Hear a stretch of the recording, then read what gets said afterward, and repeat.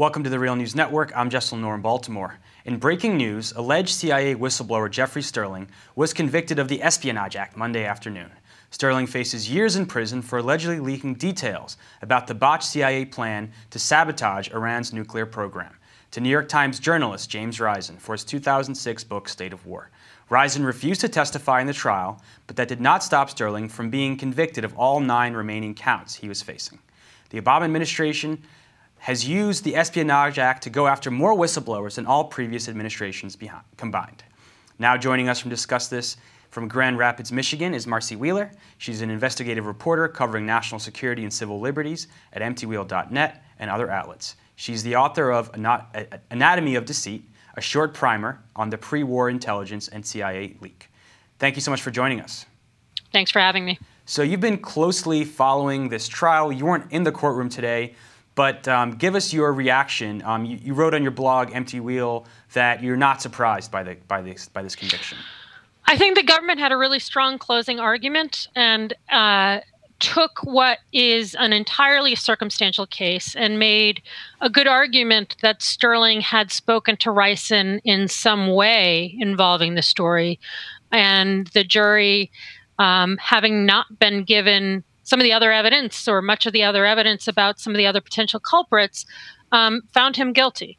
And they found him guilty not just for leaking things to James Risen, but also causing him to publish this story, which is interesting. But they also found him guilty for obstruction of justice, for destroying a 2003 email in 2006 at a time when Sterling was living in Missouri. And the reason that's interesting is because this case was charged in Virginia. It might have been more compellingly charged in Missouri, but they charged it in Virginia because the government loves to have CIA trials right in CIA's backyard.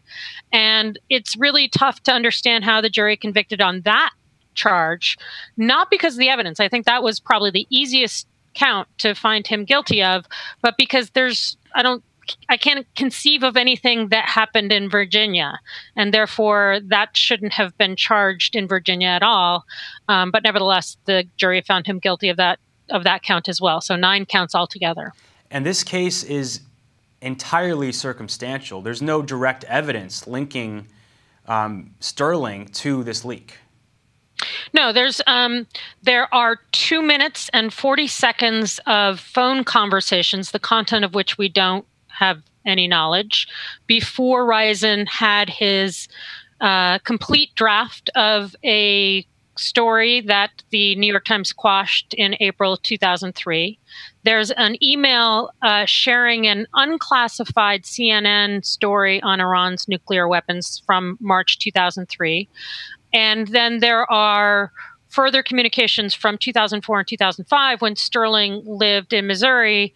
Again, we don't know the content of any of those. We've got snippets of email conversations that say things like, "I really want to talk to you." And then the one other thing, we know, for example, that details of Sterling's performance review show up in the book. That's one of the things the prosecution brought up in the closing argument that I think made it clear that Sterling had some conversation with Risen about it. And then there was a detail that wasn't submitted as evidence, but nevertheless the jury got to hear it, that Sterling's prior attorney had called the CIA saying he might go to the press in early 2003. Now, the jury wasn't supposed to take that as evidence, but if they did, I could see why they would find that compelling, even though the government didn't have the evidence to submit that in their case in chief.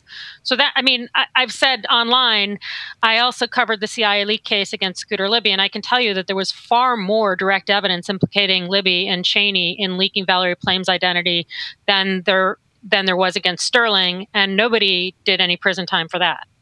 And I was just reading the New York Times coverage, and according to them, the Justice Department used the fact that Sterling actually went to Congress about his concerns over this CIA operation in Iran, and he was left frustrated because of that. He said he faced workplace discrimination, and they actually used that against him in the trial and say he was a disgruntled employee.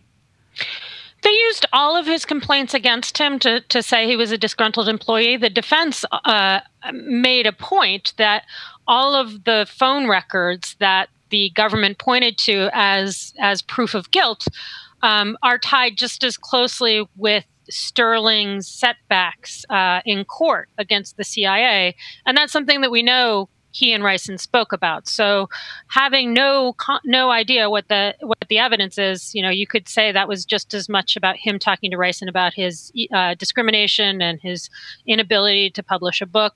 One of the most interesting things about the trial is the defense was not allowed to tell the jury that Sterling's equal opportunity lawsuit against the CIA was ultimately dismissed on state secrets ground, because the government declared state secrets over some of the same employment records, CIA employment records, that got submitted into this case at trial. So all of a sudden, they're not state secrets anymore.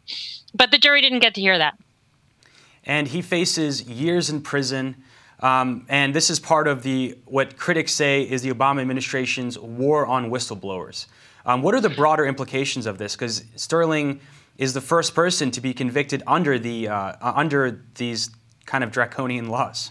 Right. Other people have pled out, and he's found guilty, not just of actually leaking information to Ricin, but causing Ricin to try and publish an article and then to publish a book. And that's one of the things that I think journalists should pay really close attention to, because having pursued Ricin's testimony for 9 years and then ultimately given up on it, by the time the trial came around, the government was presenting Ricin as this empty vehicle.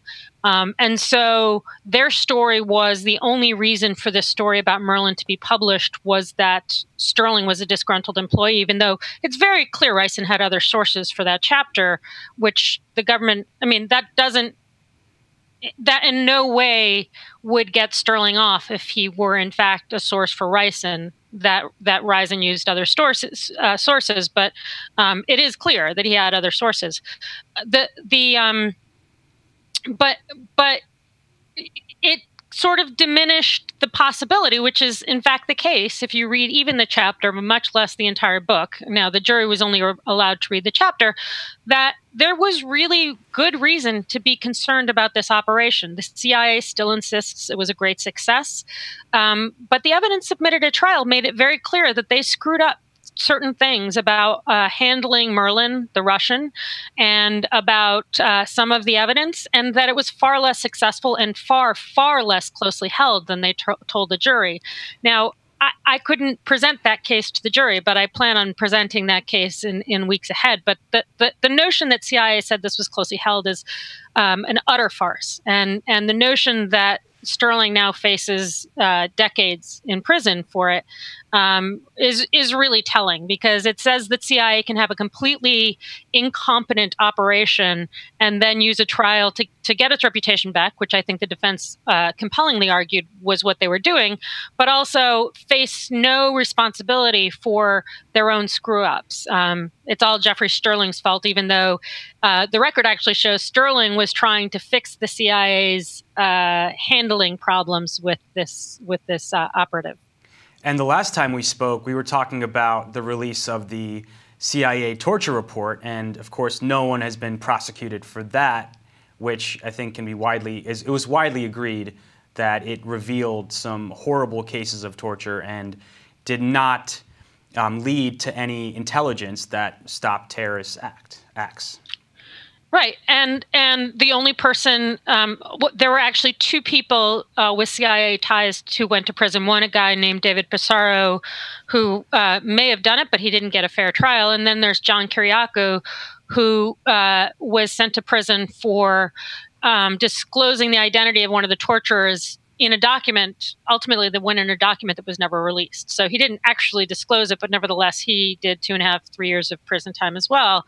And of course, we're all waiting to see whether former CIA Director David Petraeus gets convicted, gets prosecuted for sharing highly classified information with his mistress. And he will be 2 of 3 recent CIA directors who we know has shared highly classified information, and that will almost certainly go free. So the other thing that, against this background, it's very clear that only the little guys, only the guys who try to push back against the CIA are ever going to be held responsible for the kind of leaks that go on.